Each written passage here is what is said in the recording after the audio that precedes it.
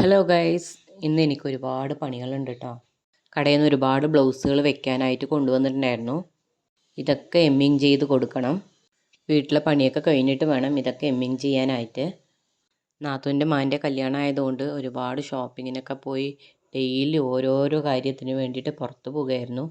അതുകൊണ്ട് 2-3 ദിവസങ്ങളായി തുണി അലക്കിയിട്ട്.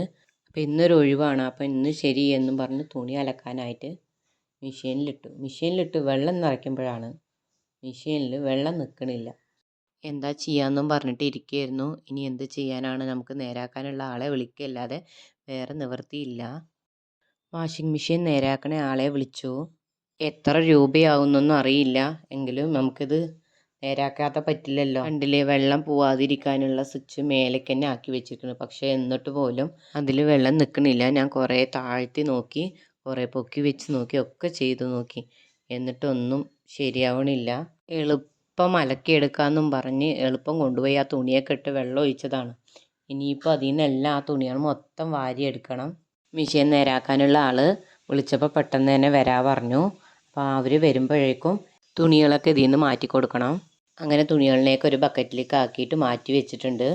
അതൊക്കെ മാറ്റി വെച്ച് കഴിയുമ്പോഴേക്കും മെഷീൻ നേരാക്കാനുള്ള ആൾ വന്നു. ഈ മെഷീൻ നേരാക്കുന്ന ആളും ഒരു യൂട്യൂബറാണ് കേട്ടോ. ഫ്രിഡ്ജിൻ്റെയും എന്ത് കംപ്ലൈൻറ്റ് ഉണ്ടെങ്കിലും ഈ ചേട്ടനെ തന്നെയാണ് ഞങ്ങൾ എപ്പോഴും വിളിക്കാറുള്ളത്. പെട്ടെന്ന് വന്ന് തന്നെ നന്നാക്കി തരും. മെഷീൻ്റെ ബാക്കൊക്കെ അഴിച്ചിട്ട് നോക്കുന്നുണ്ട്. മെഷീൻ്റെ വെള്ളം കളയാനായിട്ടൊരു സ്വിച്ച് ഉണ്ട്. ആ സ്വിച്ചിൻ്റെ താഴ്ഭാഗത്തായിട്ട് ഒരു സ്പ്രിങ് ഉണ്ട്. ആ സ്പ്രിങ് തുരുമ്പെടുത്ത് പൊട്ടിയിരിക്കുകയാണ്. ഇതാണ് ആ സ്പ്രിങ്, തുരുമ്പെടുത്ത് പൊട്ടിയിരിക്കുകയാണ്. അതുകൊണ്ടാണ് മെഷീനിൽ വെള്ളം നിൽക്കാതിരുന്നത്. ആ സ്പ്രിങ്ങിന് പകരം പുതിയൊരു സ്പ്രിങ്ങൊക്കെ വെച്ചു. ഇനി മെഷീനിൽ വെള്ളം ഒന്ന് ഓണാക്കിയിട്ട് വെച്ച് നോക്കാൻ പറഞ്ഞു എന്നോട്. അപ്പോൾ ഞാൻ അതുപോലെ ഒന്ന് ചെയ്ത് നോക്കുകയാണ്. വെള്ളം ഒഴിക്കുമ്പോൾ തങ്ങി നിൽക്കുന്നുണ്ട്. മെഷീൻ മുഴുവൻ നിറച്ച് നോക്കാം.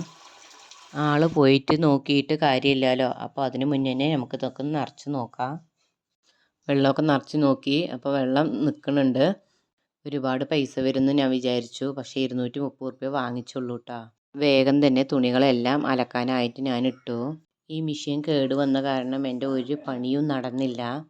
അങ്ങനെ എൻ്റെ അലക്കലൊക്കെ കഴിഞ്ഞു. ഇനി ഈ തുണിയൊക്കെ ഒന്ന് നമുക്ക് വിരിച്ചിടാമല്ലേ. 8-9 വർഷമായി മെഷീൻ ഞങ്ങളുടെ കയ്യിൽ കിട്ടിയിട്ട്. ഇതുവരെ അങ്ങനെ ഒരു കംപ്ലൈൻറ്റും ഇതുവരെ വന്നിട്ടില്ല. ഇതാദ്യമായിട്ടാണ് ഇങ്ങനെ ഒരു കംപ്ലൈൻറ്റ് വന്നത്. കണ്ടില്ലേ, ഇത്രയും തോനെ തുണിയുണ്ട്. ഇത് മുഴുവൻ കല്ലിൽ അലക്കാമെന്ന് പറഞ്ഞാൽ അതിനുള്ള സമയം തീരെ ഇല്ല. പെട്ടെന്ന് വന്ന് നേരാക്കി തന്നതുകൊണ്ട് എനിക്ക് എളുപ്പം അലക്കിയിടാൻ പറ്റി. ഇതൊക്കെയാണ് ഇന്നത്തെ വിശേഷങ്ങൾ.